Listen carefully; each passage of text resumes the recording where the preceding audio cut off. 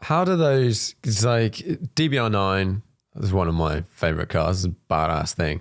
Like, how do those sorts of cars compare? Like a GT1 car from back then, or sort of towards the end of the GT1 period, to versus GTE now? Like, how are they different? Yeah, they are. They are, fundamentally they're quite different in terms of the GT1, especially the DBR9 is like my all-time favourite car to race. It's sequential shift. You had to heel and toe. It was a big engine, lots of power, reasonably good aero. Tyre technology wasn't too bad as well at the time. So it was a really nice car to drive, fun. You had to grab it by the scruff of the neck. You were busy behind the wheel, shifting, having to heel and toe every time. There's a lot for the driver to do, and it was enjoyable because of that. And the Michelin tyres we were on were like really impressive in terms of their performance over a triple stint, etc. It was something that I wasn't really sure they were capable of doing. But the car, you started with a full tank of fuel, and the car just got quicker and quicker and quicker. You came in, refueled, car was still competitive, just a little bit slower than the first stint. And, by the time you got to the third stint, they were still gripping the tyre. And so it was great fun to drive. And also, against a competitor like Corvette, it made for great racing. And then when GTE started with the wet program, different animal altogether. So aerodynamically, probably a little bit less performance, sequential sort of paddle shift. So you didn't really once you use the clutch to pull away, that was it. And then it was all on the paddles. Less power, but probably more mechanical grip from the car. So a different animal to drive. Where the GT1 was grab it by the scruff of the neck, the GTE was a bit more about finesse. Still enjoyable, but in a different way from what the GT1 cars were. But they're challenging. There's more going on. There's more you can adjust in terms of optimization as well. When you look inside a GTE now and you compare that from what the GT1 car was, it's completely the dash and everything else, the level of information and the adjustments you've got is insane. So the GT1, we had a simple dash. It was red LEDs. It told you when to change gear. Yeah. It told you what gear you're in. And then it had a couple of lights that told you if you had an oil issue or a temperature issue. And that was it.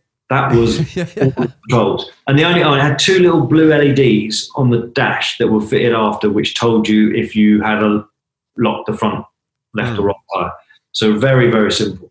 Then you go into like the current GT car. You've got an amazing Cosworth dashboard, which you can have a million bits of information on. You've got your shift lights, you've got locking lights, you've got traction control lights on it. You've got everything you need to know in terms of parameters on the car, all on display. To the right of that, you've then got your rear view camera on there, which has got a radar on, so that's got arrows flicking up with, that car's 50 metres behind, or it's 20 metres behind, it's on you, don't turn in, sort of thing. Yeah. So you've got all that information. And then to the next side of that, you've got another screen which has got like the marshalling system, which is yellow flags, red flags, slow zones, everything that they want to give the drivers, which is really useful. And then further up on the dash is two sets of 8 lights, which give you various stages of lock-in and various stages of traction control. So that's all the information there, which can be a little bit overpowering at times. And then the steering wheels, the GT1, I think had probably 2 buttons, a radio and a pit lane speed limiter. And maybe there was 1 or 2 rotary switches to use, but that was it. And the current GTE one has got like 14 buttons, 5 rotary switches. It's so much going on. So it's a different animal to drive, because you're using, in the GTE, you're using the tools more, tuning them. Where, like I said, the GT1 is like, it's a bit rough and ready. Just grab hold of it and drag it around for 3 hours and do the best you can with it. But so much fun to drive. Yeah, and all of those cars sound unbelievable.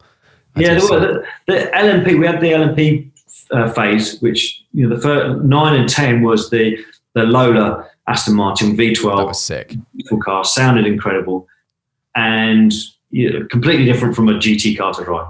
And it was the diesel period, so we never had a chance of overall victory. But we were, you know, fighting for petrol honours when we were out there. And a great car to drive. You know, to run in LMP at Le Mans, where you're not really having to think about your mirrors particularly, it's just cutting through the different classes. It's great to be in that position. Really enjoyable. And I'd say the only downside of everything that's Aston Martin Racing's done has been 2011 when we had the AMR1, which was, you know, pretty much a disaster at Le Mans, and soon after that got canned. So, you know, for all the years of success and that, and 1 year where it wasn't particularly good, it just shows how strong the team's been over such a long period of time.